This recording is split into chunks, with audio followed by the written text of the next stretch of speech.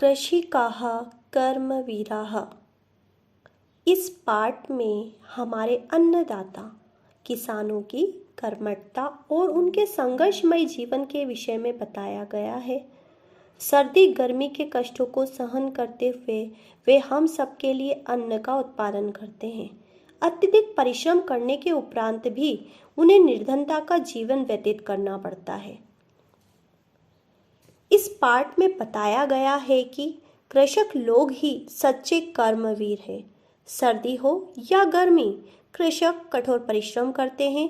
गर्मी की ऋतु में शरीर पसीने में लथपथ हो जाता है और सर्दी में शरीर ठिठुरता है, परंतु कृषक लोग कभी हल से तो कभी कुदाल से खेत को जोतते ही रहते हैं।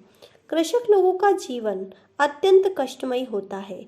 वे स्वयं कष्ट उठाकर मानव मात्र की सेवा करते हैं। उनके पास न घर है, न वस्त्र है और न भोजन है, फिर भी वे मनुष्य को सुख देने के लिए तत्पर रहते हैं। अतः कृषक ही सच्चे अर्थों में कर्मवीर है। तो आओ बच्चों, हम इसके श्लोक का अर्थ जानें। सूर्यस्य तप्तु मेघाः वा वर्षन्तु विपुलं जलम, कृषिका कृषिको नित्यं शीतकालेऽपि कर्मठो। सूर्यस्तप्तु, तप्तु अर्थात तपाना, सूर्यस अर्थात सूर्य, मेघाः अर्थात बादल, वर्षन्तु अर्थात वर्षा, विपुलम अर्थात अत्यधिक, जलम जल। कृषिका कृषि को, कृषक और उसकी पत्नी, नित्यम शीतकालेपि निरंतर, शीतकालेपि शीतकाल अर्थात शीत ऋतु में, कर्मठो क्रियाशील होना या कार्य में लगे रहना। तो इसका अर्थ होगा सूर्य चाहे तपाए, बादल चाहे अत्यधिक मात्रा में जल बरसाए, कृषि का अर्थात किसान, कृषि को अर्थात उसकी पत्नी, किसान और उसकी पत्नी निरंतर शीत ऋतु में भी क्रियाशील रहते हैं या अपने कार्य में लगे रहते हैं।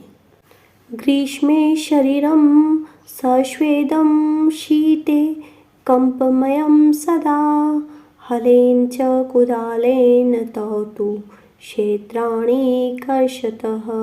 अर्थात ग्रीष्मे गर्मी में, शरीरम शरीर, सस्वेदम पसीने से युक्त, शीते ठंड में, कंपमयम कांपता रहता है, सदा हमेशा। ग्रीष्म ऋतु में शरीर पसीने से युक्त रहता है और शीतकाल में ठंड के कारण वह सदा कांपता रहता है। हलेन व कुदालेन, तो मतलब वे दोनों, किंतु किसान और उसकी पत्नी दोनों हल और कुदाल से क्षेत्राणि खेत में कर्षतः जोतते रहते हैं। इस प्रकार पूरे श्लोक का अर्थ होगा, गर्मी में शरीर पसीने से भरा हुआ होता है और ठंड में कंपन युक्त अर्थात कांपता रहता है, किंतु फिर भी वे दोनों हल से अथवा कुदाल से खेतों को जोतते रहते हैं। पादयोर्न पदत्राणे शरीरे वसनानि नो, निर्धनं जीवनं कष्टं सुखम दूरे ही तिष्ठति। पादयोर्न अर्थात पैरों में, पदत्राणे अर्थात जूते, शरीरे अर्थात शरीर पर, वसनानि कपड़े, नो मतलब नहीं। तो इसका अर्थ होगा पैरों में जूते नहीं, शरीर पर कपड़े नहीं।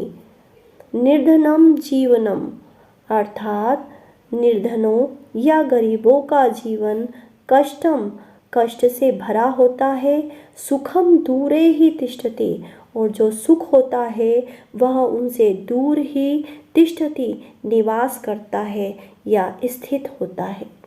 इसके पूरे श्लोक का अर्थ होगा, पैरों में जूते नहीं, शरीर पर कपड़े नहीं,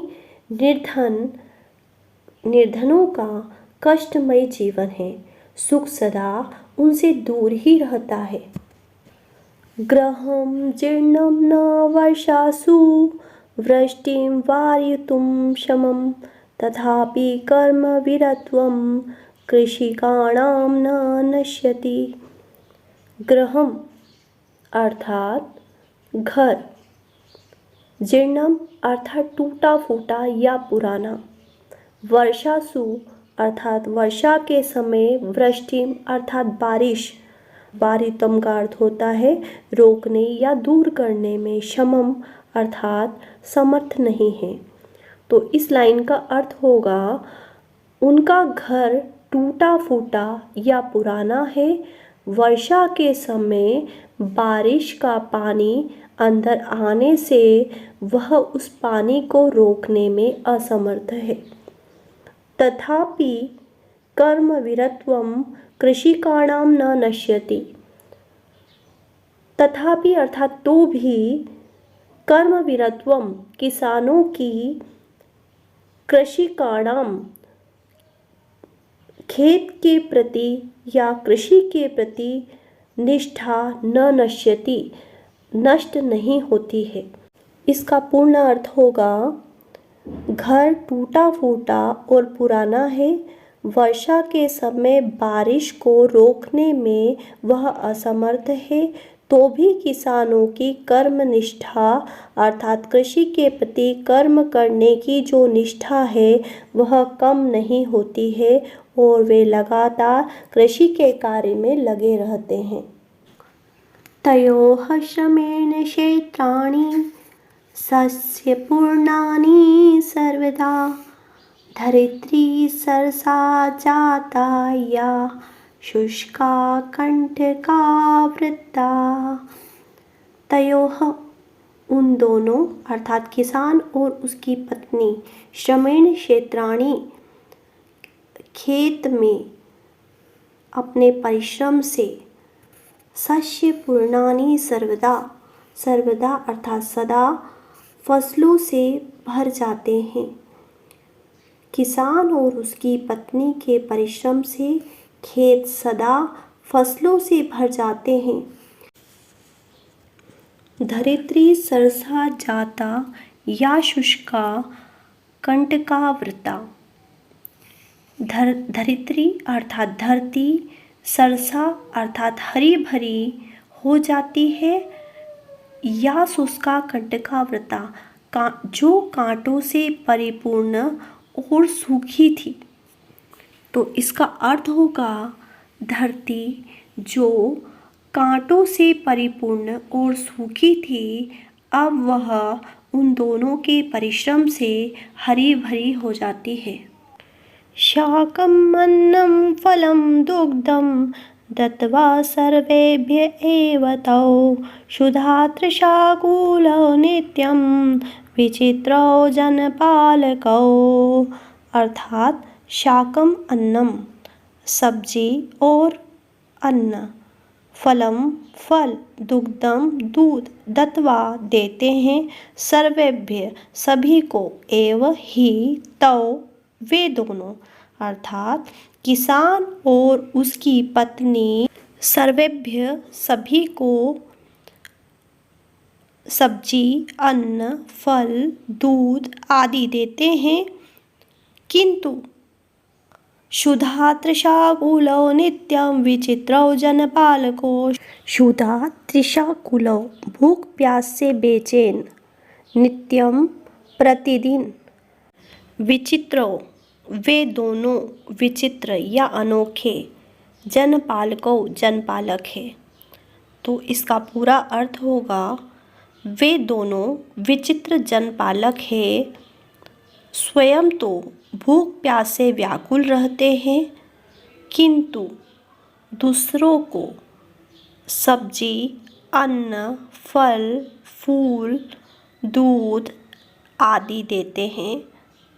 यह एक विडंबना है कि दूसरों की भूख मिटाने वाले स्वयं भूख का शिकार है।